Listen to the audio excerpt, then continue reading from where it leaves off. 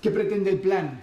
Es un plan realista, es decir, analizada la situación y los recursos y sobre todo el modelo económico en el cual nosotros llevamos trabajando 2 ejercicios, pues que se traduzca en un plan de empleo también que incorpore todos estos ingredientes.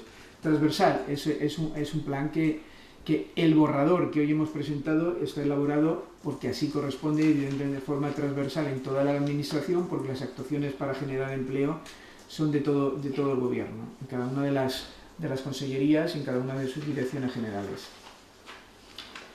Por eso es transversal, pero además se amplía el concepto porque se lleva el borrador a la mesa tripartita, que es el foro donde los agentes sociales están representados y es el foro donde se tiene que debatir, y a partir de ahí también este foro incorporará reflexiones y aportaciones de partidos políticos y de otros representantes de la economía balear.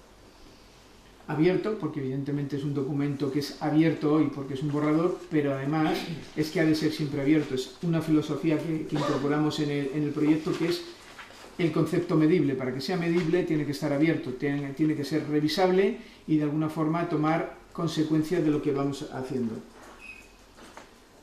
Adaptable hoy porque es un borrador, y adaptable, prever actuaciones en los próximos ejercicios es complicado, y sobre todo porque las políticas, si quieren, a nivel europeo van definiendo también recursos.